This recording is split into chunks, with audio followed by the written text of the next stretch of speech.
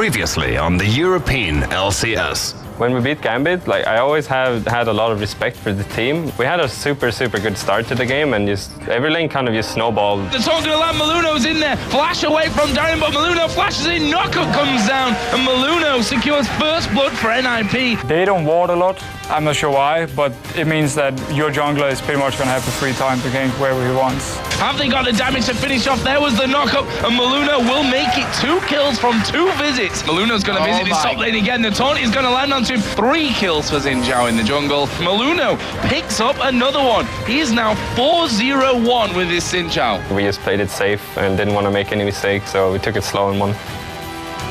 I think in our team we have kind of zero pressure. Like if we lose games, we do not blame each other. And the Lemon Dogs have managed to put another upset here. We are in the first place, so we still have some backup wins, I can say. We hope to stay in the top, even with a sub. We don't think it will be any problem for us.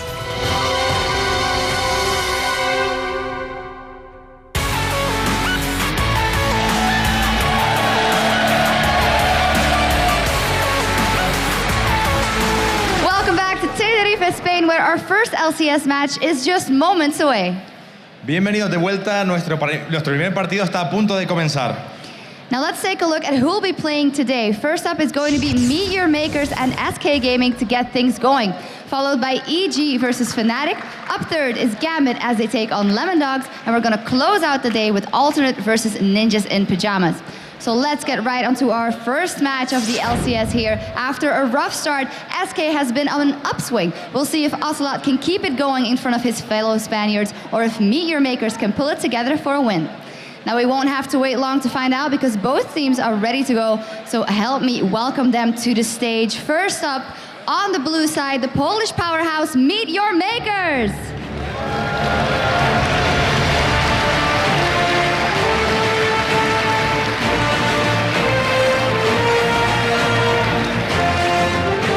And on the red side, with Ocelot in the mid lane, give it up for SK Gaming.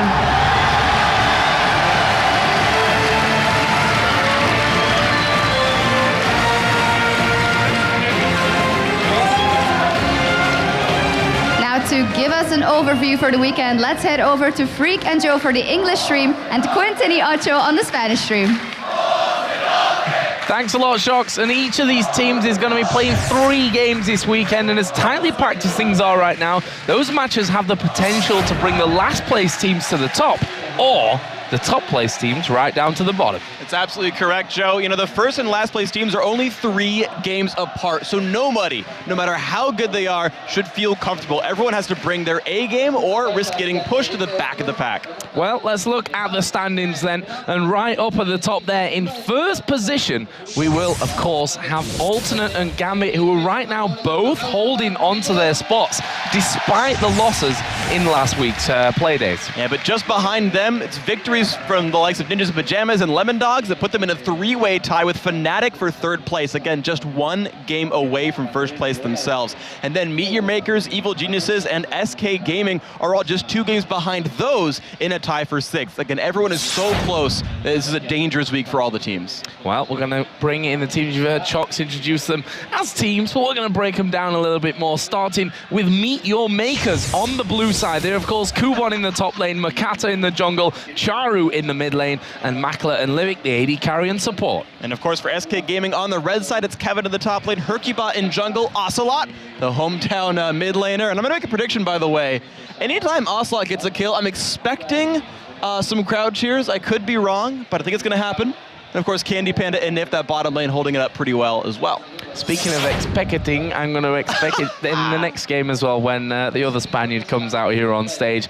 Brilliant puns, learning from the master himself. Let's have a little bit of a closer look here. You guys, of course, have been voting all day long about who you think is going to possibly pick up this game. Freak, how's it looking? It's actually really close. 56% to SK's favor, very close margin, and that's what I would expect. These teams are tied in the standings, and the edge to SK I get as well. SK's been winning a little more than Meet Your Makers has in the recent past as well, so I think it's going to be a close game, and it'll be a good match. And remember, you guys can still head over to lolesports.com and vote for who you think will win all of these weekend's matches. Not just today, not just tomorrow, tomorrow, but the day after, a big weekend of League of Legends coming here from Tenerife. So let's have a little bit more breakdown on these two teams. Meet Your Makers, of course, have been having a very tough time of things recently, and SK certainly not going to make that any easier on them, along with the crowd as well. I think we should talk about a little bit later on. They're still in contention, but they're going to have to rekindle that fire that gave them that brilliant start to the season very early on, of course, at DreamHack.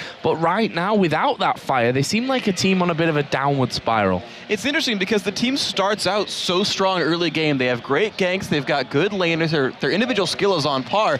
They have problems basically at the 25-minute mark or so closing it out. They have a hard time getting through the late game. And so one adaptation they made last week was Mockler started playing Vayne and Kog'Maw and playing these late game AD carries. That still doesn't seem to be enough right now. So we got to figure out what they want to do. Again, their laners are very good. Charu's a playmaker with teleport. Kuban gets really far into the top lane. And if he can learn something like top lane Rise, that would be another really good medicine for them to try to get the late game going. And of course, I want to talk about Makata a little bit as well. He plays those tanky junglers to get his lane set up 7 times on Nautilus so far this split. And so you kind of have the players pegged for what they kind of want to do. And then as a team, they need to just get it going past the 20-minute mark.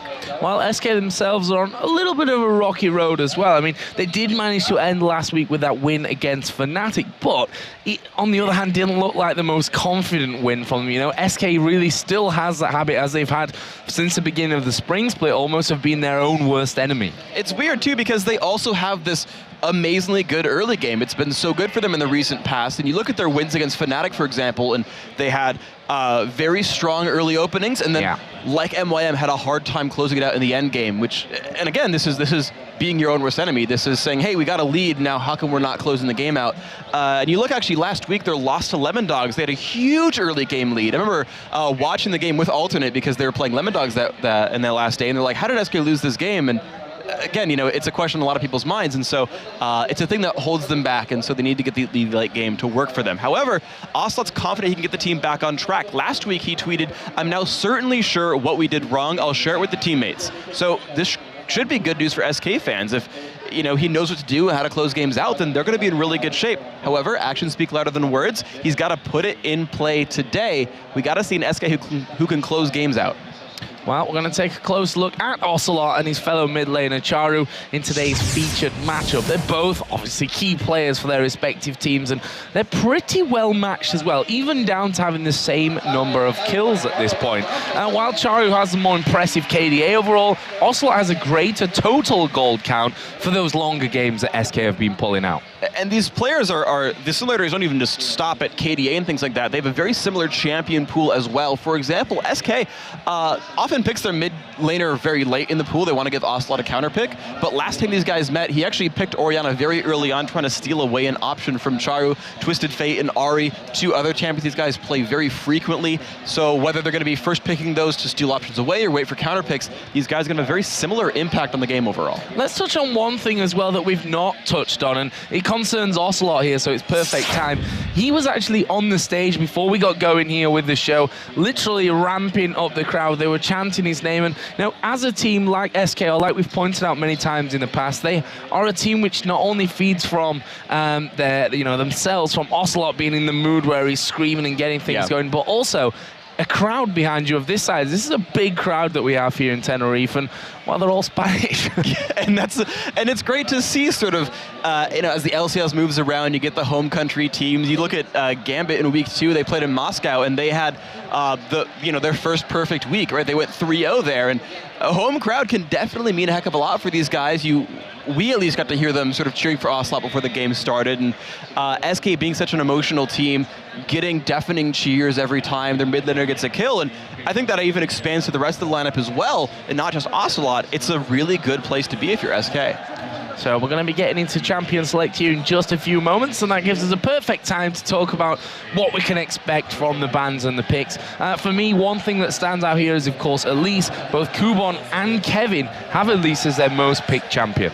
And these are the sort of things you have to look at when you start playing the teams like this, is there's basically 3 kinds of bans. There's, it's a Nunu, it's Jace, it's Twisted Fate, it's these champions that everyone has to be so afraid of and has to get rid of.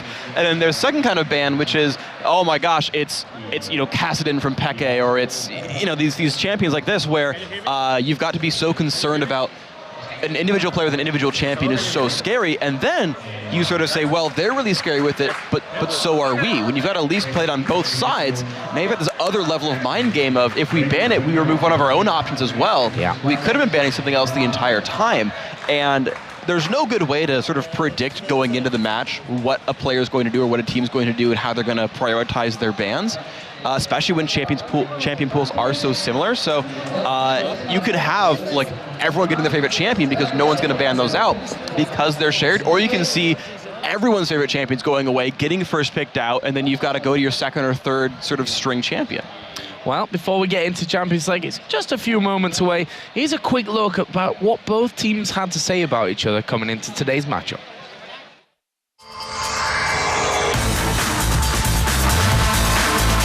MYM makers are really predictable right now.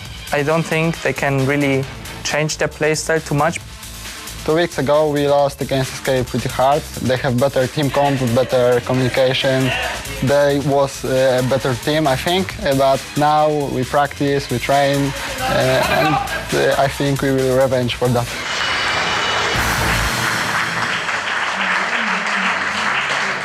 So, MYM Makers versus SK Gaming, a match which, and this is the beauty of the LCS as it is right now, is, you know, before in the spring split, at this stage, we could already point out this is a bottom of the table clash. Yeah. This is important for survival, even halfway through the season. But now it's like, you know, we're moving into the Season 3 World Championships later in the year. We're halfway through, pretty much exactly, just over halfway at this point. Yeah. And everything is still so open. Just this weekend's games could flip top and bottom completely. Exactly. That, you know, technically it is like a battle for last place right now. The loser will be securely in 8th for now. Of course, every team will play one game each day, so you'll constantly see the table move around and teams go up and down. But you're right that, again, it's 3 games from last to first. If SK or MYM or EG has the games of their lives and go 3-0, and Alternate or Gambit just goes 0-3, you've suddenly got these guys tied up in the standings who were first and last. That is a very real possibility, and I expect the standings to honestly get closer over the weekend as well. And, you know, you just have to keep focused for every single match. It's not like you can come in and say, oh, well, this is one of the easy teams, it's no big deal, we don't have to focus as hard for this one. You've got to give equal respect to every single team. You've got to focus on every match you play and realize that these guys trade games so much that it is a very real possibility that, you know, you'll beat Alternate 1 second and lose to SK the next because you're able to trade games so easily. We're going to be starting in just a few moments. You might notice that Kevin's chair was actually empty there. He's not feeling super well at the moment. Hopefully that's got nothing to do with the sun, because let's just say I had a bit of a rough night last night after I think failing to apply the correct amount of sun lotion to my, you know, body surface area thing going on there. And, you know, it is a dangerous thing here in Tenerife, actually. We spent a few hours down by the pool yesterday. I think most of us, except Demon with his reflective old man skin, he's the only one that didn't get burnt out of all of us. He did a good job of staying under the shade the rest of the time. I feel like he did the more responsible thing. I actually tried to time it like front and back, and then like my front's fine, my face is good, I got sunscreen on it, my arms are all right. I didn't realize that when you swim, your back faces the sun, and I didn't count that when running around by the pool and whatnot, so my back is not the best. The rest of me is good to go, though, and yeah, you gotta hope that there's no sunstroke or heat stroke going on for these players, that they're staying healthy. You gotta say, the crowd's awesome, too. The crowd is absolutely awesome here. You can see there, Purple Casaminian OP chilling with Sona. They've got similar amounts of health at the start of the game. Wait, we buffed it back up. So that's why they're chilling together. That's the thinking around that one, maybe, possibly. But yeah, a really fantastic crowd here. For those that don't know, we're in a big LAN basically right now. So one half of the hall is obviously our stage here and some other little booths, plus the other half, which is just a huge LAN. I don't know the numbers actually, but it's pretty big. It's definitely massive, and it's fun being in those kinds of environments, much like DreamHack, which it was in week 1, because you get such easy crossover. You get to walk by and see how many people are playing League of Legends. Easy game to recognize, of course. And they can just get up, walk over and be like, oh, I want to watch a tournament right now. Like, let me just go watch LCS. And then after those 4 hours, go back and go play more LoL. And that's a great weekend to spend. Like, we actually talked about this yesterday, that this is actually a pretty cool nerds holiday paradise, because during the day you can watch LCS. There's the LAN for you. You can pretty much see just as many fans as you can PCs in here because it's kind of warm. Demon said it earlier, it's nice and toasty in here. Well, Joe, I think there's as many fans as there are fans here. I see what you did there. I see what you did. Oh yeah, we talked about this is like the perfect nerd holiday. That we did it yesterday. It's like during the day you can sit outside, enjoy the sun. You know, the normal people holiday that all these they all go on. So I've heard. And then in the evening once it cools down a bit, you've had your swim and you've had your sun. You're probably burnt like we are. Yeah. And then you can just come here and play video games all night. It's a wonderful thing to do. I mean, this is what I'm doing, right? We got to spend some time outside yesterday. I at least have a, quarter-mile walk from the hotel to the, and I get some sun that way, good, 5 minutes worth. It's probably my quota for the day anyway, and then we're here and it's amazing, right? We've got incredibly good players, incredibly good teams. The fans, by the way, are really, really awesome. I think I've had, more tweets about, people meeting the casters and the players and everything than anywhere else. I like sort of comparing the audiences in various countries, various locations, and I gotta say, Spain are some of the most diehard, I would say. The excitement they get over meeting their favorite players and things like that seems higher than most other places I've been. Yeah, I think it's the Spanish mentality, very emotional and the fire of Spain, which, we see that in the likes of Aranea and Ocelot, they certainly have a fire burning. There's that good old Castaminian again, having a lot of fun, although I'm not sure how he's surviving in a suit like that on a day like this. I've got a jacket on and I'm already melting away for this one, but apparently Kevin is on his way back now, so we should be getting things underway here in just a couple of moments.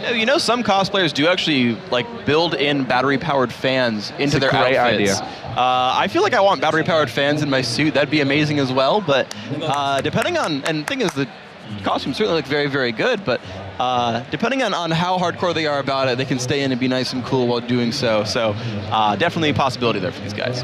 Now we see Kevin now back and looking fine. Actually, it's not like you can see him literally keeling over there, so that's a good sign for SK Gaming. So we are going to be getting into the bans and the picks here then. The first couple have come in. Nunu going to be the first one out there for Meet Your Makers, and well, it's Nunu at this stage of the game. We see him pretty much every single game banned out, and an Ari ban for SK Gaming. That's crucial. We talked about it already. Charu played 3 games, 1-2 with Ari. Ocelot himself is a big Ari fan. So this is a couple of things that are interesting. So this is the last week we're going to have the 3.8 patch. So again, the Nunu out there, of course, not a very surprising ban here for Meet Your Makers. The Ari and the Twisted Fate being dropped out is interesting here. I wonder if they're going to start prioritizing Orianna as a big pick here for SK. Of course, at least the other big one we talked about is still open. So you've got an interesting sort of mind game here of a lot of favorite champions being dropped away, and then which ones can you now steal at this point? Yeah. Final bans. I'm interested to see whether that Elise actually goes through, which is not going to. Meet Your Makers banning that one out. That's, for me, been where Kubon has been most impressive. Tells me that they want something bigger, though, for pick number 1. Since they do have first pick, they could have left that Elise open. There's a lot of really options here, honestly.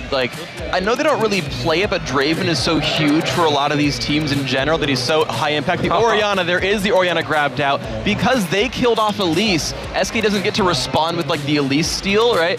The 2 high priority champions are Orianna and Elise for those 2 laners, and that option is not here for SK. So they can get Thresh very easily here. He's of course incredibly popular. First pick on jungle like a Jarvan is up there as well, and that's another one that can start to remove some options. Shen, of course, is one that's banned out. So we're not going to be seeing him. I almost made a fool of myself there, but Shen. Just wanted to get by there. But Shen, got to talk about it anyway. He's banned out this time though, so let's not confuse myself with that one. But yeah, Thresh of course is a big option. The thing is though, Nif has actually been doing so well with Sona throughout that, which wouldn't surprise me if they take that one first, or they could just go for the Thresh. Whatever. So yeah, the Thresh comes through and it works in any sort of lane matchup. It's a good aggressive lane. It's also a very good anti-assassin if you can use the Lantern incredibly well to pull people away. So there's a lot of options there, and with a lane like Vayne picked up there, you have some good bully potential. The Udyr though is interesting to me. It is an early mid-game focused jungler. By late game, he's not a hardcore initiator, but he's just a good fighter to be with the team. So SK will still need some kind of hard engage from one of their other lanes. But basically, Hercubot will now be able to hold his team up for a while. They can pick a more late game composition, and Udyr can hold their lanes up in the meantime. Well, Meet Your Makers going in here for a Lissandra and Vayne. So Alessandra are going to be in the top lane here. We're going to be assuming there with Kubon and, of course, Makler. We made this point earlier on that he's transitioned more into... I say transition. Makler always used to play the likes of Vayne and Kog'Maw, but with the fact that they've struggled late game, that Vayne, obviously they're feeling is a better option for them now. Yeah, they didn't win last time they had Vayne, unfortunately, a rough week for them last time around, but the grabbing the Lissandra here is so great. They've got an incredibly good initiation combo where Lissandra can dive in, lock people down, they can wait a second, then Shockwave, put the full team together, and at that point, SK would be so crowd controlled, they'd be locked up for so long that Makler just has a field day on Vayne, can kill whatever he wants, and is generally going to be untouched. And I like Vayne Orianna in general as well, just because you can keep her safe, you can give her those shields, the armor and MR to wait around in heavy area of effect team compositions. Well, we saw there the Quinn being locked in. We've seen her twice so far in the European LCS Summer Split. 1-0 of the game so far. So we'll see if SK can break that trend here. And also the Kennen going to be locked in for SK. This is very interesting because now it's very, very, very dive heavy. So Quinn Thresh is, I didn't even want to say Quinn Thresh necessarily because it could always be in the mid lane. That's where White Knight actually played it when he played it last for alternate. But they've got really good bully potential. If Quinn gets a couple of good marks from her passive, she will just run over your lane. Yeah. She will destroy you. The bonus damage of that is so high. If she gets a couple of lucky triggers, you're pretty much done for. And her trade potential is so high, she can land the Vault, which automatically triggers another passive proc, will keep putting your health there. And then, if she snowballs ahead, she becomes an assassin. Quinn will ruin your day in the mid game, roam around, chunk people out, and win team fights. And then you have Kennen follow up. This is a very good team here for SK. Well, it looks like Meteor Maker's going to finish off their lineup here with a Volibear for the jungle, plus the Nami support for Charu's Vayne.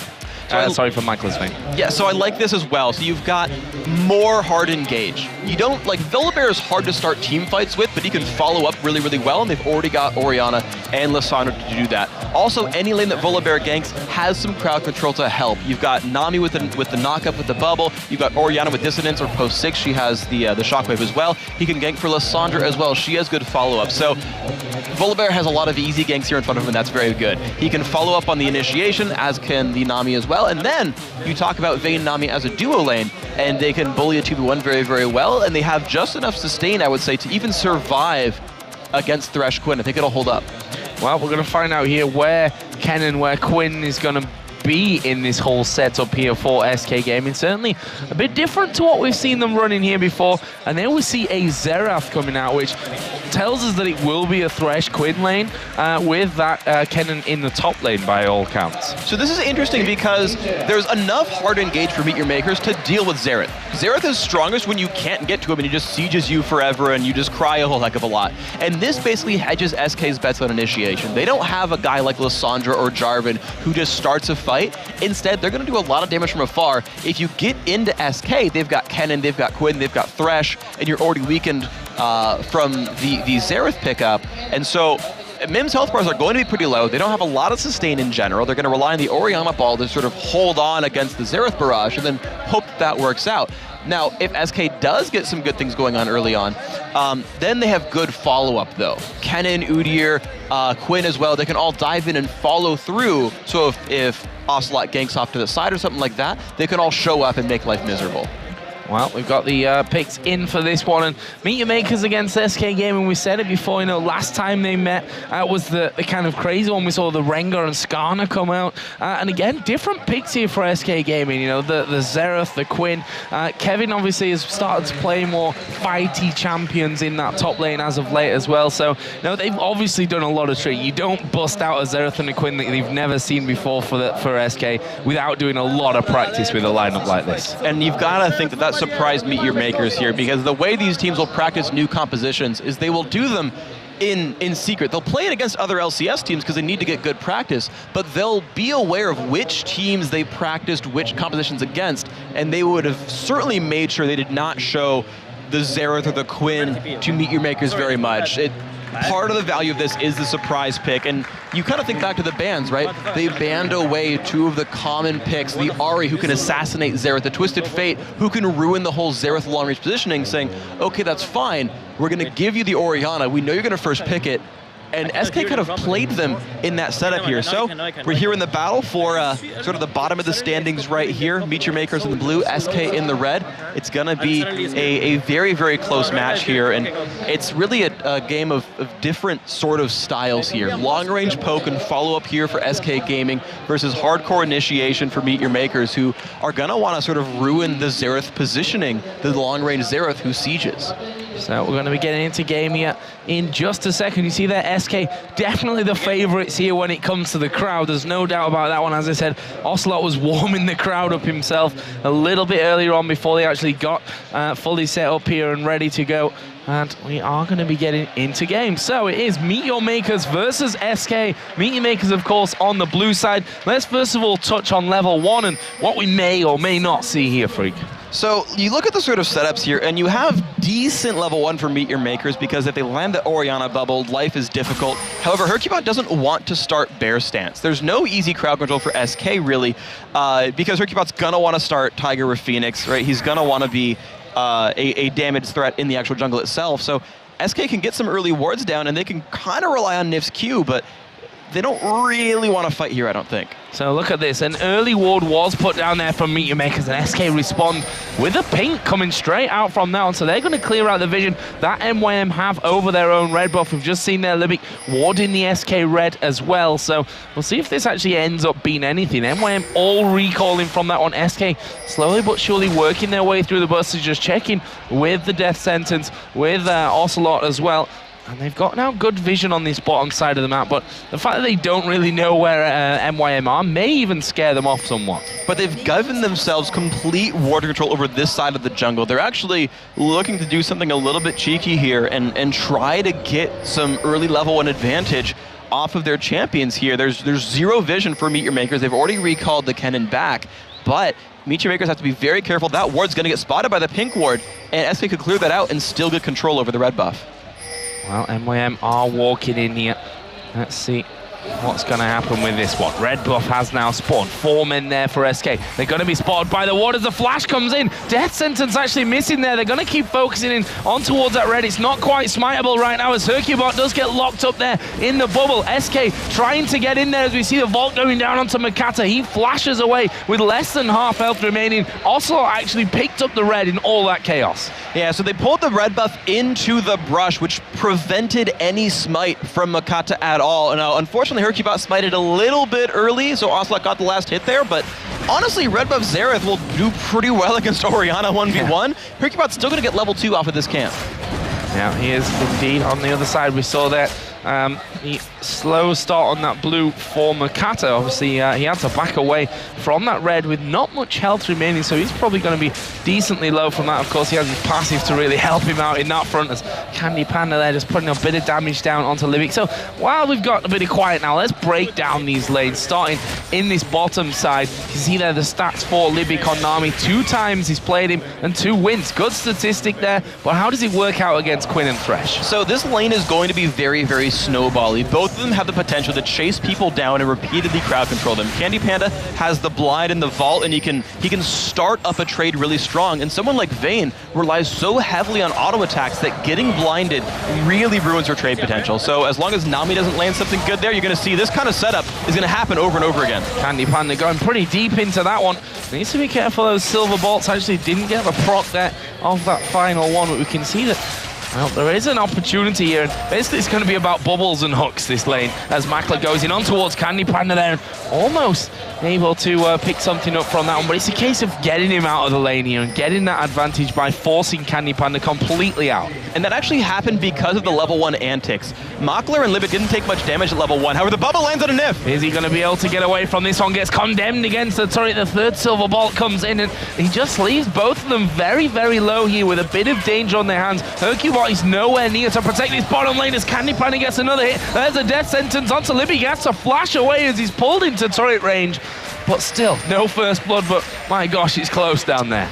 Their health bars are so incredibly low. Hercubot also looking for a bit of counter jungling soon. So again, the level 1, what happened is Candy Panda had to sit there 1v2 on the lane, and Nami Vayne can really chase you down and do a lot of damage. So Candy Panda for the first wave or two was stuck there 1v2ing and actually lost half his health bar. He'd otherwise be fine. And then going on Charu. Oh, flash in there. Charu, you're going to take a lot of damage. Has Xerath got the damage to finish off though? Needs one more. Hercubot actually backing away there, and they don't quite manage to pick up the kill. And you have to wonder, Ocelot, he took barrier flash in this one. If that would have been ignite flash, that was first blood SK. And you so rarely get to be that offensive as Xerath, but he found the opening to go in on that one. I like the idea of going barrier. He generally speaking would get jumped on and wants the health because he's a long range mage. He's usually not in range of ignite, but it's just unfortunate. He picked the defensive summoner, didn't work out for him in the end, but it has pushed him out of lane. It will give Ocelot a pretty big minion kill lead. Well, he also knows that Charu's never going to have ignite, so I suppose that's one way to look at it as well. And there we see the Quinn statistic, and indeed first time picked in the AD carry role. The times we've seen him before was in the top lane and in the middle lane. Yeah, okay, so here we go. We're going to see how this one pans out. Of course, the early lane didn't go so well. You saw a 9 minion kill deficit here for Candy Panda. And now with Mockler getting back to lane with the Vampiric Scepter, it's going to be very hard for SK to push Mockler out of lane. I think they picked Quinn to try to deal with him early on and win early trades and deny minion kills. That will no longer happen here. Meteor Makers will have a very good bottom lane, I expect. We see the Sandra underneath the turret. Kevin pushing those waves deep in just to see if he can throw Kubon off a little bit with that one. He started with that Crystalline Flask and he's now going to be headed home for his first buy-up. So we'll keep an eye on what Kubon decides to pick up from that one. And it's going to be 2 Doran's Blades plus the Boots of Speed. Alrighty, so it's interesting. Early pressure here. Look at the damage you can do on a Mockler, but you'll see that get pretty much sustained back up. 20 health per attack right now is what Mockler's getting from his Vampiric Scepter, so I feel like he's going to be able to survive this one. The early ability power, though, on Kubon, I like. It basically allows you to not have to buy a bunch of mana regen. You don't have to go Chalice, you don't have to go Tier, but you can work towards like a Zhonya's Hourglass or even a Death Cap or something and have enough mana regen to lane with spells really well. Pushing this on right up there. Makler just trying to get those last hits in. Obviously, he has fell slightly behind, but we'll probably even have a lead by the time this next wave has been dealt with there underneath the turret. There's a ward over the wall from Libic, and that just shows you the pressure there. Didn't even want to go close to that Tribush just in case that Udyr was waiting to come out and get the stun on him. And actually, neither support has any wards now, so neither one can check the brush. If you wanted to lane gank with either Udyr or with Volibear, which is very possible in these lanes, you wouldn't see it coming. The extra thing that Candy Panda has, though, is he can use that W. He can reveal the nearby area and keep himself safe. It'll be much harder for MYM to gank that bottom lane. So this mid lane, we did see some action early on as Hercubot flashed in for the stun on Charu, didn't quite get the kill.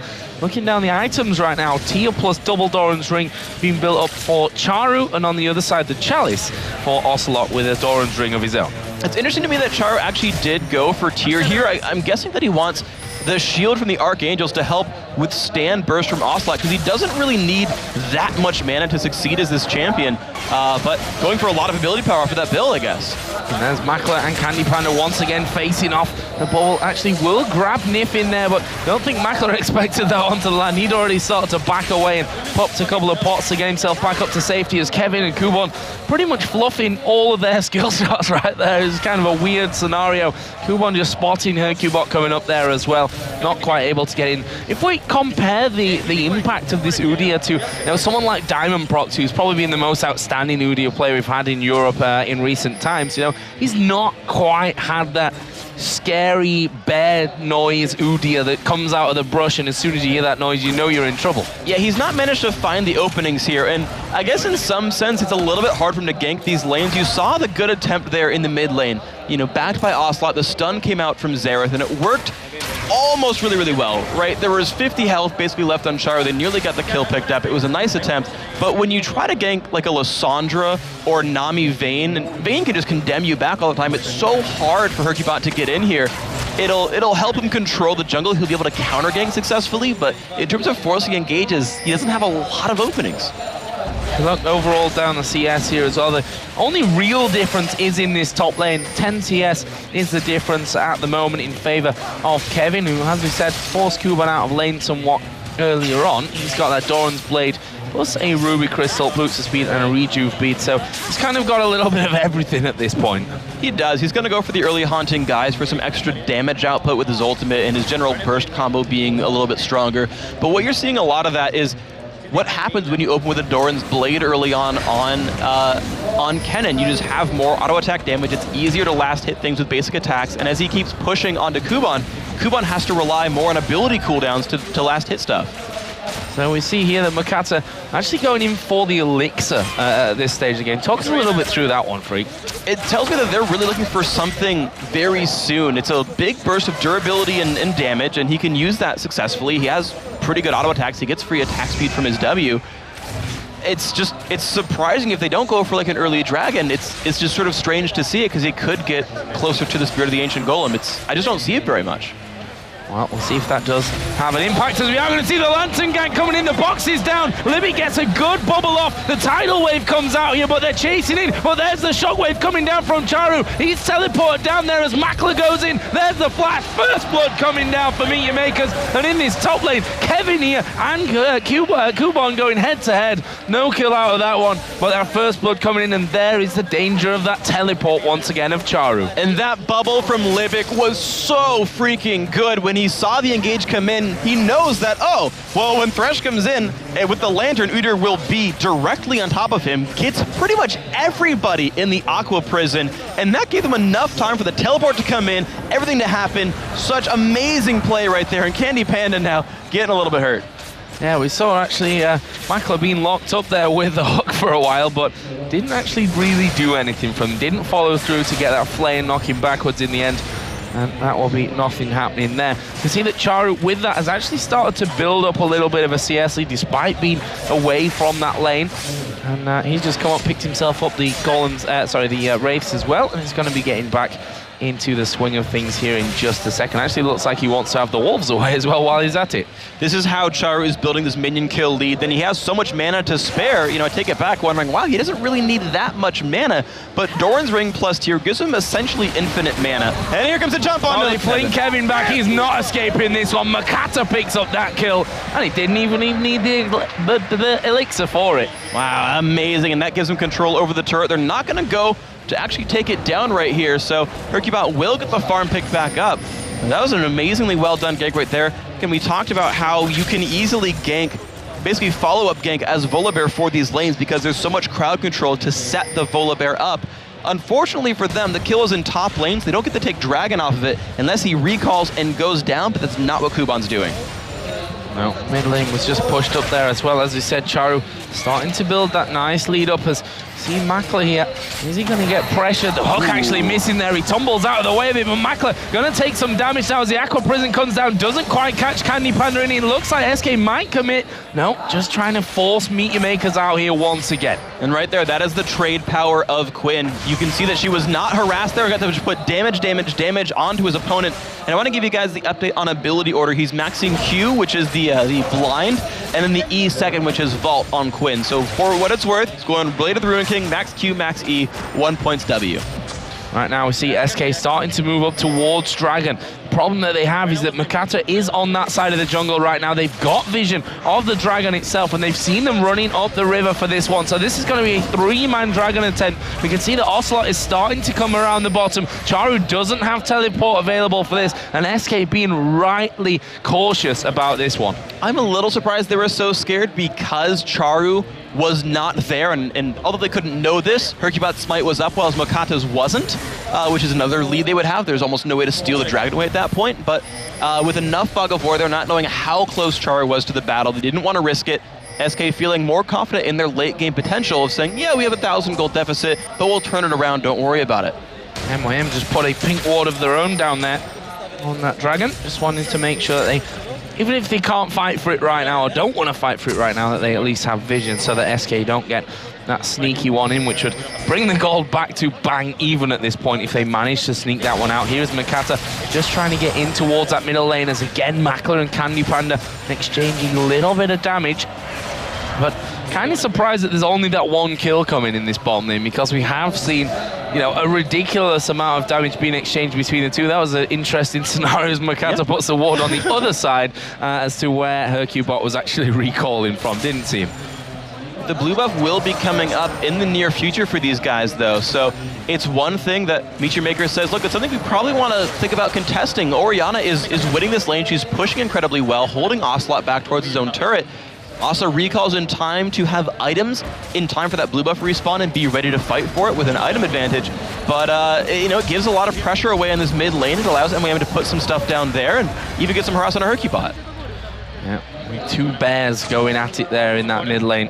We'll see who gets the better time of that one as Makata continues to make his presence felt around that blue buff, and it is of course there for the taking now. So let's see if Meet Your Makers can actually steal this one away. Hercubot's on the other side of the map doing the red buff right now, so this is going to be a successful steal from MYM. And look at the rest of the team moving over. The bottom lane shows up as well to help cut off Nif and Candy Panda to make sure they can't get in and stab Makata in the back. Amazingly well coordinated team play by MYM. The first 50 minutes have always been good for them, and you see it from moves like that, saying, hey, I'm stealing blue, bottom lane show up too.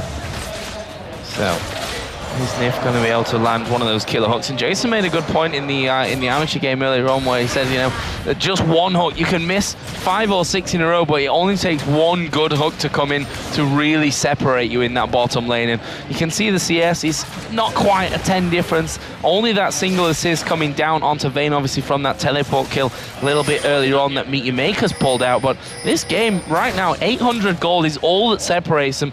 And that Dragon is pretty much the thing that could decide, you know, if Meet Your Makers can jump to that bigger lead or if SK can bring it right back level. And right now, there are no wards in the inventory for Meet Your Maker. So that pink ward that went down for Hercubot, this ward right here from Ocelot that can spot Charu coming from mid down the map. The bottom lane ward on the river just timed out, but again, there's no vision of Hercubot. And the thing is, they have to just blind face check it if they're going to go for this. Well, Hercubot has started things off there, and he's feeling a little bit worried about that one. He's wondering, can I risk it? Are they going to spot me as they come down? And actually, Meet Your Makers, you know, they probably weren't even aware that Hercubot was quite on that one now. They've pinged in towards the Tribush. They know that that Lantern gank has happened against them before, and that SK would, or the MYM, sorry, would possibly go for that one in the end of the SK would go for that one. What am I talking about here? I'm getting a little bit confused. But, you know, better safe than sorry from that one. Not pushing up too aggressively, not knowing exactly where everyone is. And the real test for who really wants Dragon is which top laner actually leaves his lane first. Typically, these guys do tend to farm up for a while, but Kevin, he's now got his rank 2 ultimate. He's level 12. If he shows up for a team fight, he will have very large impact here. Makler getting chunked down. Going in there, we see the box put down from Nip, not in the right place as Makata comes around. The focus comes down towards Candy Panda. Has to use his barrier, but he's a dead man. Makata picks up that kill, and that will leave him in a great position at 2-0-0. Meet Your Makers again showing, you know, Makata, he's done so well to sneakily get into that top lane and the bottom lane here. 2 consecutive kills for him. He hasn't ganked all that often, but when he does, it's definitely worked right here. And that's one of the powers you get when you push that lane so hard over and over again. You deny wards under the brush, you keep them dark, you keep them in the dark, you keep them blind, and then you get to show up for that gank. Finally, you just layer all your crowd controls, get the flip back in, you get the kill out of it. So right now, SK hanging around. They're the ones with the pink ward on the Dragon right now. That was interesting. Ocelot actually missing both of them as he fires long range through into the brush. But either way, it's going to allow them complete control of this Dragon. With Meet Your Makers recalling from this, this will bring SK to within about 300 gold the difference. It's a very surprising turn of events here because Meet Your Makers did get the successful gank and their health bars were decent. After that engagement, they just chose not to really pick up some kind of major neutral objective after that battle. So SK honestly gets the better of that trade. They lost a kill, picked up a Dragon. They put the gold lead within 500 right here. They didn't even have to send Kevin down to pick that one up. So he's still able to farm. You're seeing Kevin's build, the Haunting guys again early on there for the early damage output, going towards the Abyssal Scepter because he's facing a lot of magic damage in the enemy team. But the fact that he won't have Zhonya's for a long time could be very scary. The possibility of one-shotting Kevin in a team fight is here for Meet Your Makers. So, where are we going to see this next action coming down? Possibly here at the top. A wise ward, though, from Kevin, you know. He's been tricked by that once. It's not going to happen to him again. That ward in the first brush reveals that Makata has sneaking into that bush, but he won't be able to get anything. And you know what's interesting about a ward like that is you can check if there are wards in a brush by standing still and seeing if your character auto-acquires minions. If you hit minions, it means you're standing on top of a ward and they know. By putting it in the other brush, they can't make that sort of check. They might not know they're getting spotted, but Hercubot is going to be rough for him. Yeah, he's probably not going to survive this one. Flashes away, but there is Charu. And just getting caught out in the wrong place at the wrong time. And no, that's the big tanky bear there. And Charu's beasted him down. Rabadon's death cap already finished for Charu. And that's a scary sign, actually, for SK Gaming here. It's a very interesting build. We don't see rush Rabadons all that often from Orianna, but he neglected cooldown reduction, got enough mana regen to farm forever and take wolves over and over again, as you're seeing again here, and say, I'll rush a death cap. I'm going to be another carry for the team. I'm going to help bring it home in late game because I'll do so much damage in Orianna, and Hercubot was clearly not ready for that. And we see again that bottom lane pressure being forced on by Makler and Libic, and you know, Vayne, we always talk about it. This early game is where you've really got to, you know, stop her, to hold her in a track, so that when it comes to the late game, you're basically holding her as long as possible away from that ridiculously strong carry that she is. But you know, head in CS, got 2 assists right now, got that Blade of the Ruin King in there as well. And this is going to be dangerous for SK Gaming, you know, as long as it goes on. And Charu, as you mentioned as well, he's set himself up already towards that late game. And this is interesting because SK, unless they're ahead, they don't have the tools to deal with a big Vayne. You look at what Udyr tries to do. He has to get through the enemy team. All these AoEs, these slows, the knockback. Both Nami and Vayne are pretty good anti-melee with the haste and the slows and all the crowd controls here, but look at the bottom lane. I don't think they're going to get this. Lanson gang coming in there. Hercubot trying to get over to Libic. Well, look at this. We are going to see them going down. Teleport coming in from Charu as well. Nif is going to go down. Charu picks up that kill. They're not done just yet, though. Makler going in. Got slowed down by the box after using the active on the Blade of the Ruin King. But Meet Your Makers will once again be happy with that. And it's almost an instant replay of what happened earlier on. The Lantern gang bringing in the Udyr. And then all of a sudden, Charu's there. The turnaround power from Meet Your Maker is so incredibly good. When you put Tidecaller's Blessing, that slow on attack onto Vayne, she can chase you down. She's faster than you. She can tumble. You don't get to go anywhere. That teleport from Charu, he's actually only used it to counter gank, not to make openings.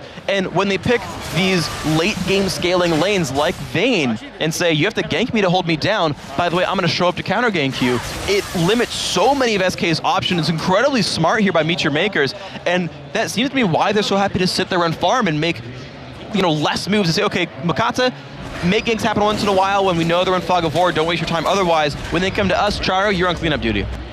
So we talked about the Rabadon's death cap early on for Orianna. Got a second needlessly large rod in there. So going really power heavy, obviously looking like they'll probably go towards that Zhonya's Hourglass next here. So we'll see. That's obviously going to give him more damage, plus that more survivability as well, which is dangerous thought for SK. You can see that middle outer turret very, very low here as well. And losing that would be the signal of the floodgates here for Meet Your Makers. We know that they're a team that wants that outer turret in the mid lane goes down. They love to spread wards everywhere on the map. And they've just picked up both their buffs as well. Charu has a fresh blue buff, Makler has a fresh red buff. I gotta commend Charu on actually taking that turret so low without a lot of jungle invasion. Charu's been the one teleporting out of his lane, and he's the one winning on turret damage, which is incredibly impressive by this team. They're winning, you know, not quite in minion kills on the top lane. It's like -6, but he's got the turret kill. He got the gank coming in from Makata, and that one happened. And it creates such a strain on SK Gaming where nothing that they're trying to do right now is working until we get to the point where Ocelot gets to siege everyone out, go and, you know, hit W and hit people from 2,000 range away. Once that kicks in for SK, that's their big hope. And we see that both top laners actually coming down onto this bottom side now that that outer turret has gone down for SK Gaming in there, and they're going to be trying to hold desperately for as long as they can. I mean, obviously it's just a matter of time at this stage when it comes to holding on that outer turret in the mid lane, but at least prolonging it will give them that chance of holding things on there. Candy Panda, he's going to try and farm back to the level that Makler's already at. Makler himself not got any kills just yet, but he's not died, and he's picked up assists for 3 out of the 5 kills so far. Yeah, Vayne's in a pretty happy place right now. She's got the Zeal, almost the Fan Advancer done, the Blade of the Ruin King and the Berserker's Greaves are there, so she's got team fight power. Like, whatever, I mean, gold is nice and all, but she's got enough damage to really contribute to a fight. The Ruin King as well, just so useful when dealing with champions like Kennen and Udyr who want to dive on top of you, so Makler is set up for success 100%. He's probably going to be fine. What I want to point out, though, is actually over on Kevin's side because he's stopped going towards Abyssal Scepter, got the Negatron Cloak to deal with his lane. Okay, I can accept that. And then says, I really, though, do need Zhonya's for this team fight. He's still a good ways away. But with him here, they could potentially push down for this dragon. Well, let's have a look at this one. Charu doesn't have teleport, but that's why he's already making his way south here. Of course, Candy Panda, he's still up on that top side, but the dragon is going to be taken here by SK Gaming. There's a Lantern to bring her Q-Bot to safety. Do Meteor Makers want to fight here? Nif going to get caught completely out of position. He is not escaping this one. Flung around. It's Makler that does find his first kill of the game, and there's the outer turret going down in the mid lane as well. Very interesting setup here by SK Gaming. They got the nice Lantern pull to save Hercubot and get him out of there. You know, you're melee, you're stuck in the Dragon Pit, yoink, you're going to be safe. It's a really well set up sort of situation, but then they kind of split ways, and Charu cut off the escape of Nif, which is an incredibly smart play to cut off one of those escape routes and catch a free kill, which gave them the turret as well. They're not done here, Meteor Makers, you know, they're going to go through as you see the shockwave coming in. There is Kubo from the side, the tidal wave comes through, Makata riding on top of them as well. Candy Panda has to flash away. Great play out of Meteor Makers, but they're not done. Here is Ocelot damaging down onto Makler, but he's not quite got enough to finish him off.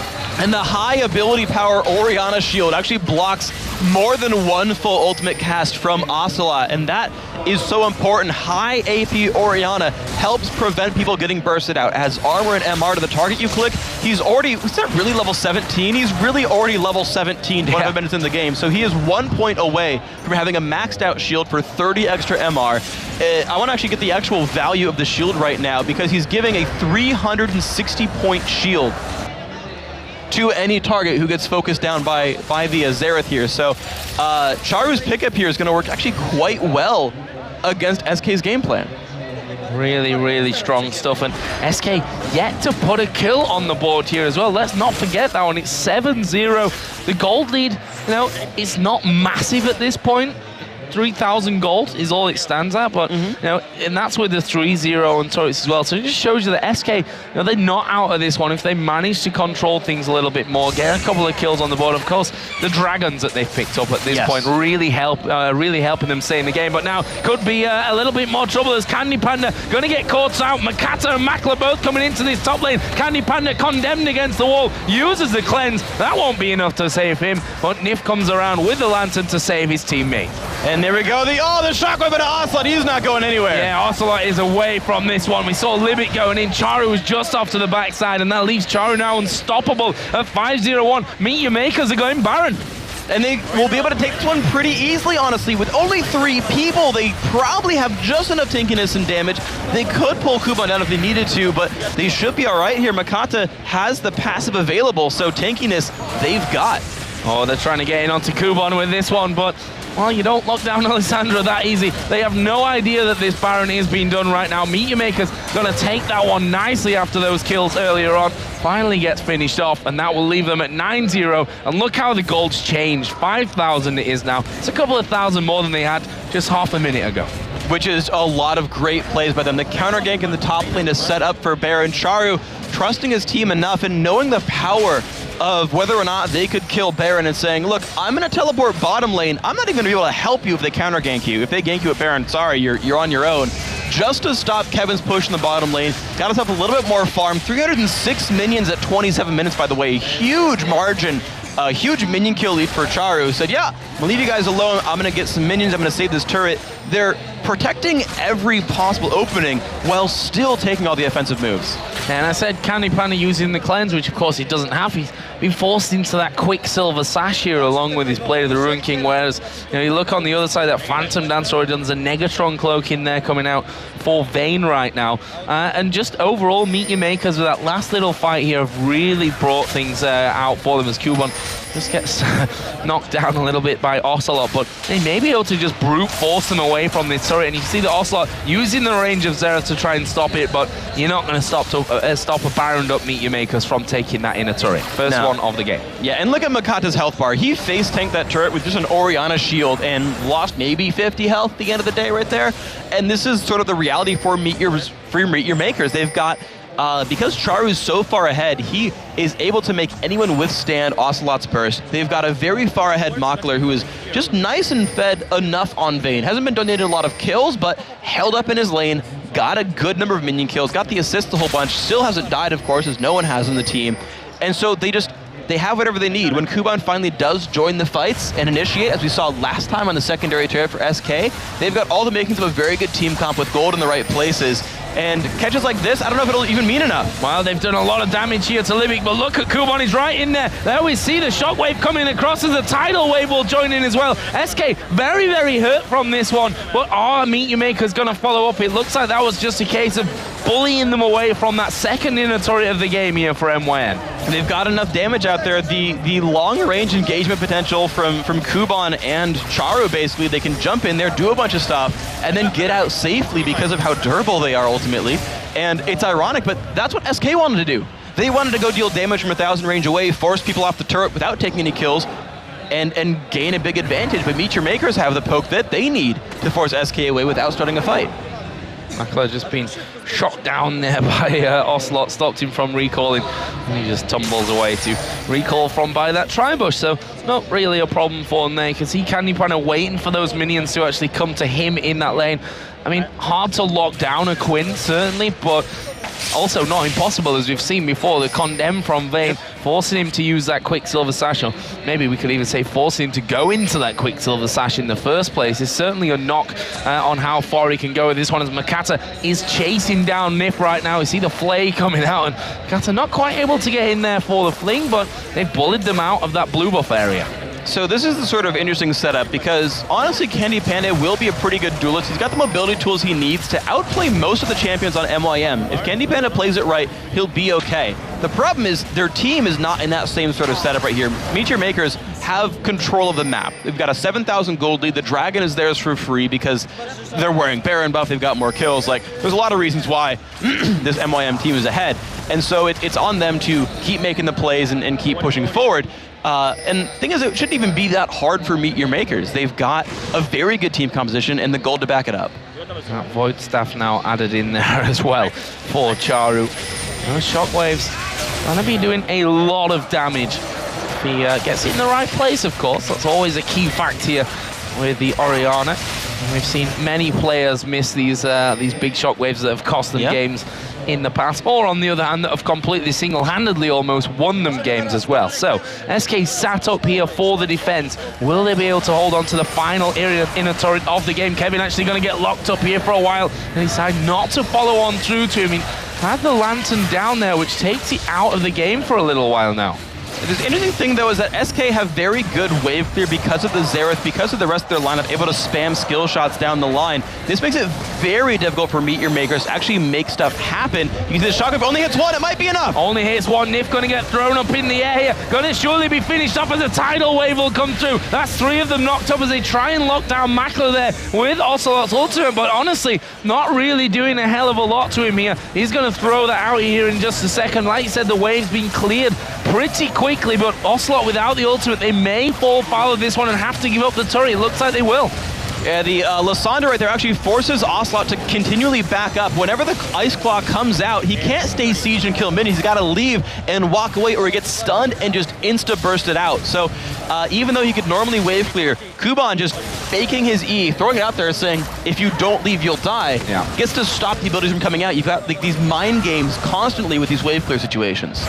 And it's going to be hard to kill Kuban as well. You know, Zonya's in there along with, you know, what's a mini Zonya, I guess we can call as well, on the other side for his ultimate if he chooses to put it on himself. So now he's going to be very hard to actually lock down on that front. SK, of course, still without a single kill after 33 minutes of this game. They're trying to make sure that each lane's waves are pushed back. They certainly don't want Meet Your Makers to have that kind of free run of being able to switch between middle, top, and bottom lane and really forcing SK into a move when it comes to defending these inhib turrets.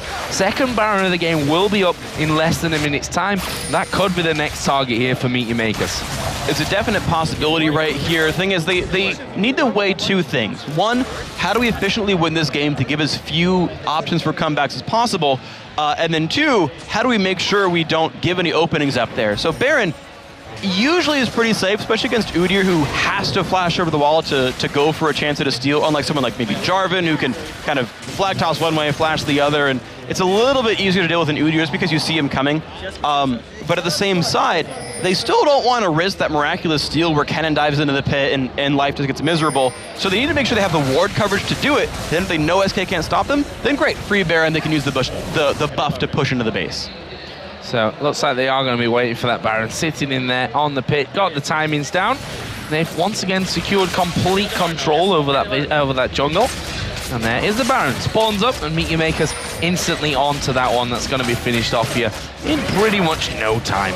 And look at the wards peppering just to the right-hand side of the screen. Look at the mini-map. There's a whole heck of a lot of them, making sure that they can see SK come in. And SK, though they would have the timer on Baron, realize that in total darkness, they either maybe get to stop Baron or get completely caught out face-checking a brush and losing. And so what they want to do is just say, well, we're going to try the wave clear game again. We're going to hope to get a slightly better team fight and hope something goes well.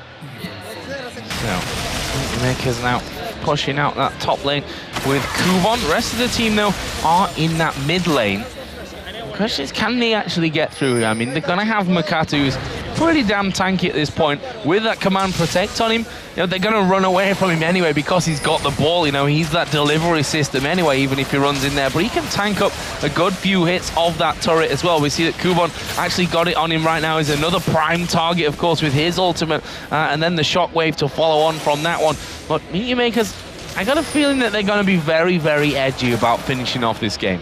It's always a risk because there is burst, there is counter engage. If Quinn is untouched, she has very high sustained damage up. It's always something to be aware of. If Ocelot gets to catch someone out, the stun lasts long enough. You can burst a couple of guys on this team potentially. The difficulty, though, is if MYM is ready for it, then they can shield it off, but there's always that chance where you just put the shield on someone, the cooldown's still down, Makler, you know, whiffs the cleanser, still gets caught down by the skill shots. There's these openings here that they have to be aware of for SK Gaming. It looks like right now they're going to push all the waves in. You've got Charu down to the bottom lane. He's got teleport, so if something happens, he can join up to his team. You've got Makler pushing the top side, though he's staying safe, making sure he doesn't get caught out. And the rest of the team holding the mid lane. Once this is all there, once there's pressure in too many places for SK to deal with, one of those lanes will crack. Which one will it be first? Is Libic having a dance there in the middle? Woo! It's got good moves. He is very agile. He even gets a round of applause here. A few 8 out of 10 ratings from the crowd for those dance moves. Makler pushes out that top lane as well. Charu going to be stealing away the blue buff. Say stealing, it pretty much has belonged to Meet Your Makers for quite a while now. That is not SK's buff anymore. It doesn't belong to Ocelot at this stage of the game. There's another wave pushed up. Charu's wave on that bottom side is going to be right up there on that inhib turret as well. And SK going to have to be thinking about which side they defend first here in just a little while. It's interesting because basically SK can walk between their lanes pretty easily. A lot of them have mobility tools, a lot of them have good long range so they can kind of get there from halfway to the turret. But Meet Your Makers, it's just, they can choose to go in whenever. Oh, a hook landing here onto Kubon. He's actually used that Zhonya's very, very early from this one. Will flash away as we see the Nami tidal wave go through. Orianna now coming towards this middle lane as well. And there was a lot burnt there for not a lot of kills afterwards. There's a shockwave coming in onto Candy Panda. Half of his health, more than half of his health gone with that, but he can get back and heal and then come straight back in now. Yeah, he burned barrier. He's got enough money for home guard boots, and if Ocelot can wait for this a little bit, they can get him back into the fight in time.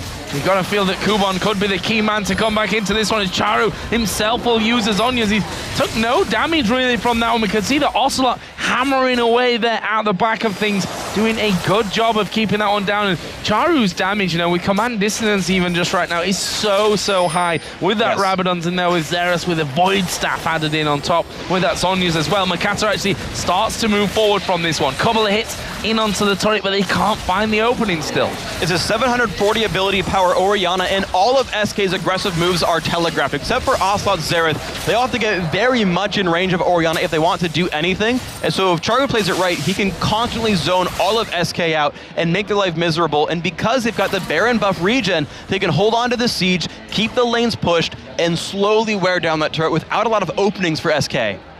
There's a ward over the wall, which is going to give SK decent amounts of vision here to see who splits off in towards that bottom lane, who sticks around at the middle as Kevin takes a lot of damage there and always backing off when that claw comes through as they hook in Makata. He is not the target that they want to be hooking in right now. He's not the one that they can burst down the quickest out of everyone. But then at the same time, Kubon's Zhonya's is back. Charu's Zhonya's going to be back in here in just a second.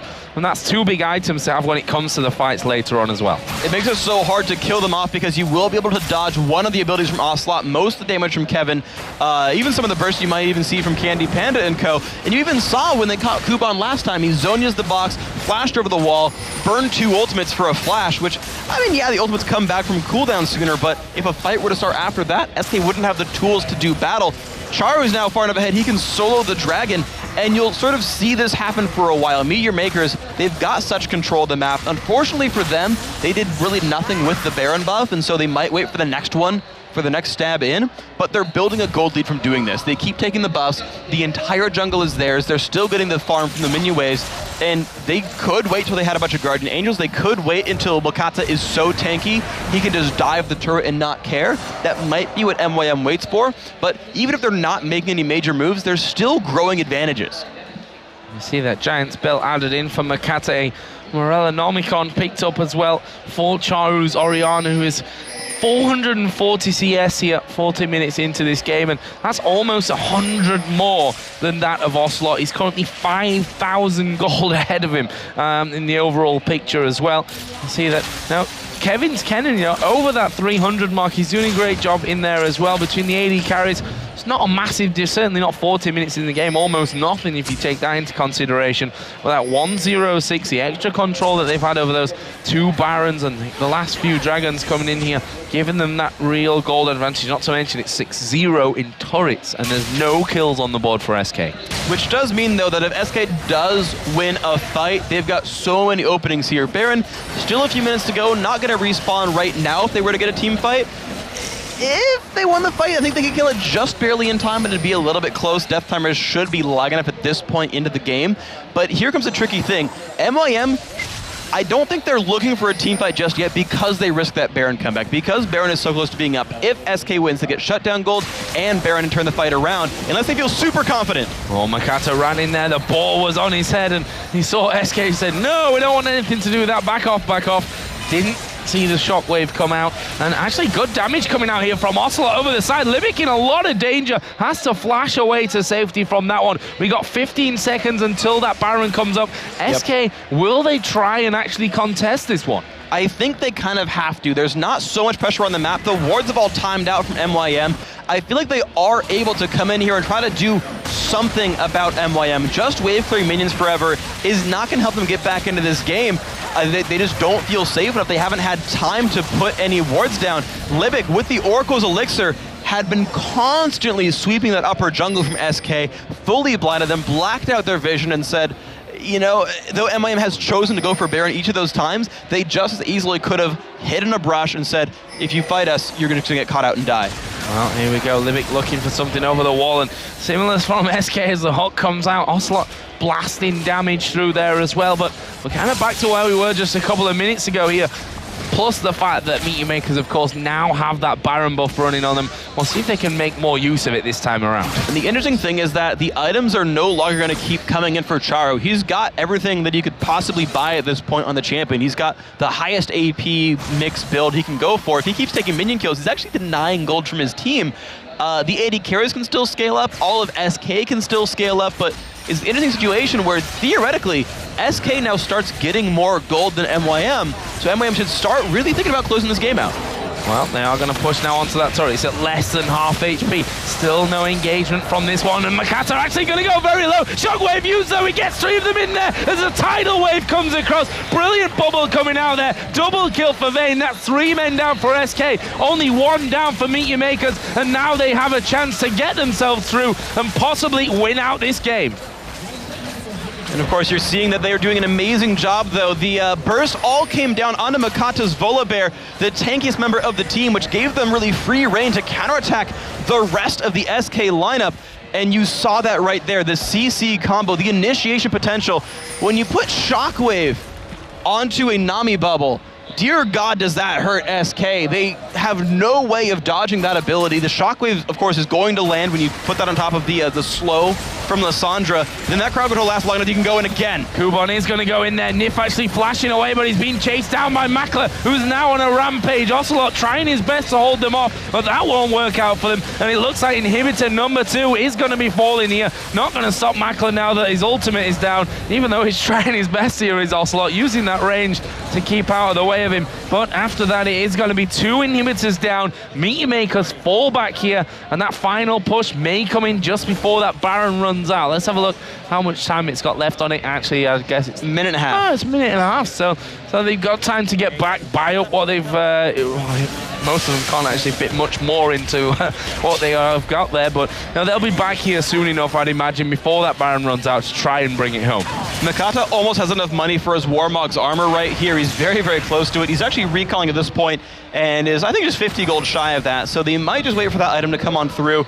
But basically, Meteor Makers can just sit there and slow roll the top lane as the rest of their lanes really pull attention away from SK. And as the ultimates are all back available, Flash is not so much, but ultimates and the items are. Kuban can start up a fight just like last time, self-cast the ultimate, Shockwave comes off, Nami Bubble lands on top of that, and you just crowd control the entire SK team, or at least the ones that are caught out by that, for a good 2 to 3 seconds. And that, you saw the combo come together so incredibly well. The Orianna ended up being, though SK wanted them to get it, ended up being a really huge champion that broke apart SK's lineup.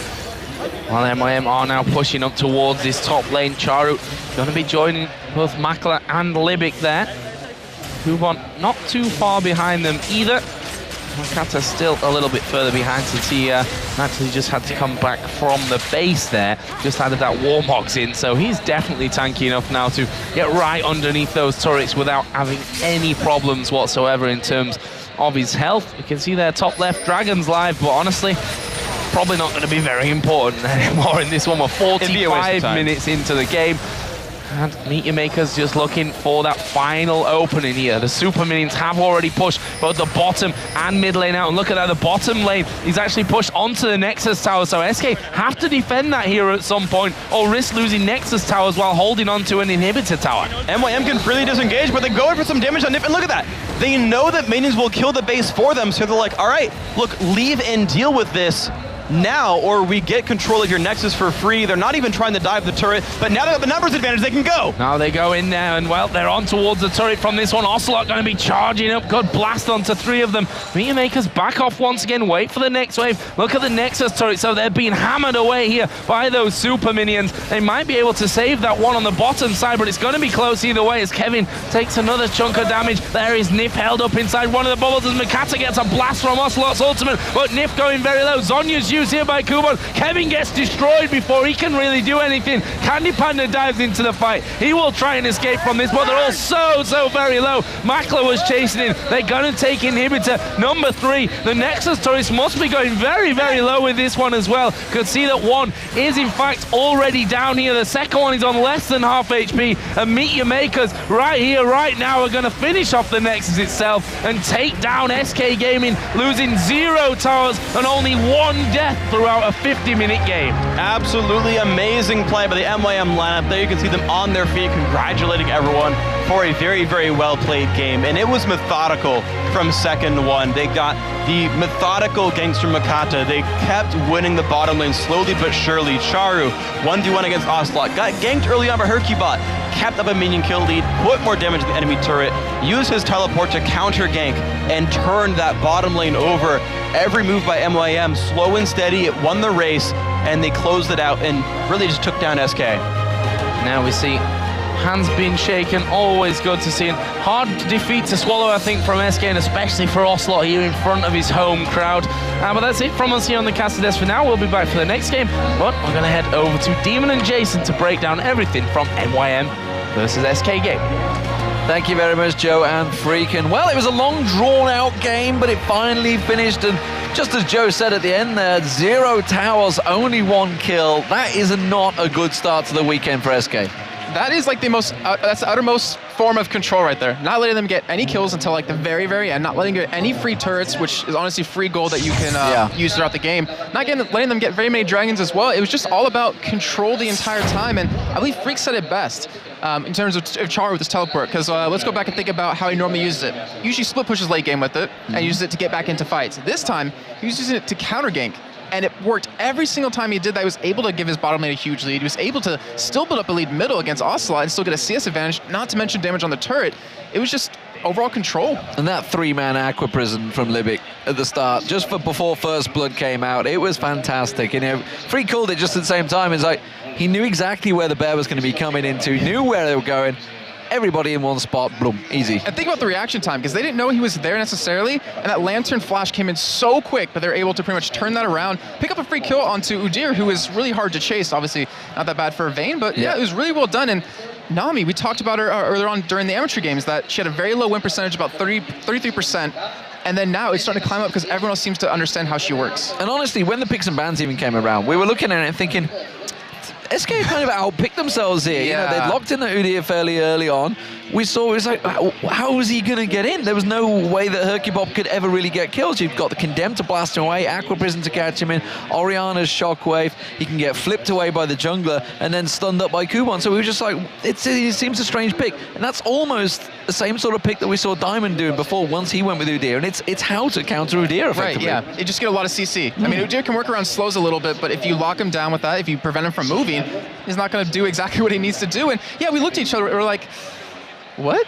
Yeah. What just happened? How do they get these picks? I mean, SK, it was cool to see Quinn finally used as an AD carry. It was cool to see Ocelot on Xerath, but it just didn't seem to have that oomph that they needed, that little bit of extra damage. I mean, Ocelot, the only person he could really burst down potentially was Libic at the end of the game, and that's not what you need. You need to be able to kill that AD carry.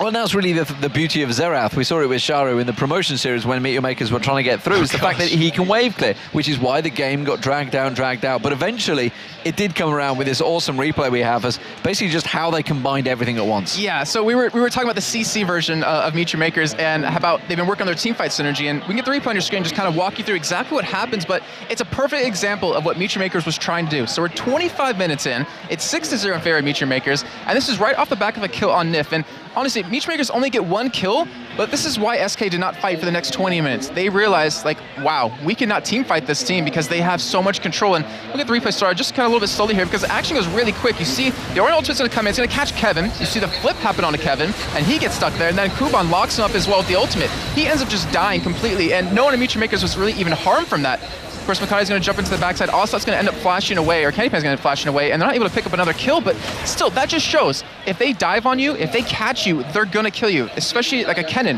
who needs to be able to have that free time, needs to be able to get around, needs to be able to use that ultimate, which you saw last for, I think it was like a quarter of a second before he ended up dying. And it was pretty much the last fight as well of the game. That's exactly what we showed. I was sat thinking, are they actually going to end this? How are they going to finish it? They need to try and do something to create the opportunity. But near the end, it was just that one simple combo that worked for them. Yeah, and we've seen Meteor Makers do this a couple of times. It was a game versus Lemon Dogs, I believe, where they had a 20,000 goal lead at the end of the game, and they were still really hesitant to end the game.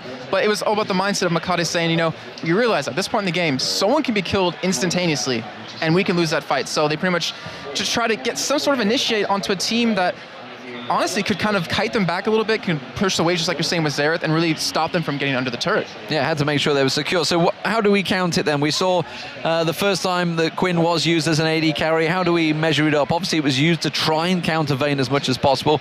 They did effectively have a good lane phase, but the problem is Charu, who kept interrupting it. Yes, exactly. That's the key, is Charu's interaction, because he got a Blade of the Rune King, then right into a Quicksilver Sash. He didn't have his Last Whisper done for a little bit. He didn't build any attack speed, which he needs a little bit of, or a little bit more attack damage. So because Charu was so far ahead, because he interacted with the bottom lane quite a bit, he held him to 0 and 2 and really held him back in terms of items, where on Mackler's side, he finished off that game pretty much with a Blade of the Rune King, a Fenrir Dancer, a Last Whisper, a QSS, and even another BF Sword on top of that. So he wasn't hindered at all. And the thing was, with how the team fights were going, it wasn't about SK engaging upon him. It was about him just letting his team do what they're what they're meant to do, which you're going to see in this replay as we can get that on your screen. 42 minutes in, almost 43 minutes, and you see it's a 10-0 lead right now for Meteor Makers over SK, about a 14,000 goal lead as well, and this is just a slaughter as we're just going to go right into it. Just going to show you exactly how we were showing you earlier how their composition works. You're going to see, funny enough, Makati, he's their initiate. Him getting low was like, all right guys, we can go in on this. Is SK, they feel confident. They kill him pretty quickly, but look at that combo of the Orna ultimate, the bubble come in, the lockdown from Lissandra, no one could move. And because of that, 3 members of SK just drop instantly, and Meteor Makers go on to pick up 2 inhibitors, a 3-for-1 right there, and eventually the game, and that you just, it's unfortunate because you don't want the game to get to that point. You don't want to let the enemy team like that, who wants to engage upon you, have that ability to. And unfortunately for SK, it got to that point. It did get to that point, and it was a bit of a massacre. That, of course, gives Meteor Makers, who were, at the time, level at the bottom of the table with SK Gaming. It gives them that win. And we've talked about it last week, how important all those wins are with the stand-ins this week. We are going to get over to the main stage, though. There's going to be Shock standing by with an interview with Mackler. Thank you very much. I'm here with Mackler. Congratulations on the win. Now, first off, we saw them picking Quinn as AD carry. It's the first time we've seen that. How was it going up against that? Preguntan que el pick de Quinn es algo que se ha visto, vamos, algo muy novedoso, no se había visto antes. ¿Cómo te has sentido contra este campeón? Yeah, I didn't expect Quinn pick from SK Gaming. Long time I didn't play it against that in competitive scene. But it went pretty okay, pretty easy, so it went all okay. Básicamente es un pick que no, bueno, le había sorprendido bastante que SK cogiese a este campeón y bueno, les ha ido muy bien para ellos, ha sido algo fácil. Now, of course, you were playing against SK Gaming, against Ocelot in front of his home crowd. Did that add any pressure for you guys going into this one? Había digamos, el público estaba muy ayudando, digamos, a Ocelot. ¿Ha afectado eso en vuestro estilo de juego? Yeah, the crowd was amazing. They were loud. I expected that because Ocelot and Aranea are really loud players, so I expected that the crowd will be as loud as them. So yeah, I didn't had big pressure because of that. It was. I'm happy that there is a lot of League of Legends fans in there. Está muy contento de ver a muchísimos fans apoyando también a estos que son sus compañeros Aranea y Ocelote. La verdad es que se esperaba el hecho de que todo el mundo fuese a apoyarles a ellos, ya que son bastante conocidos, pero al habérselo esperado, pues tampoco les ha afectado tanto a la hora de jugar.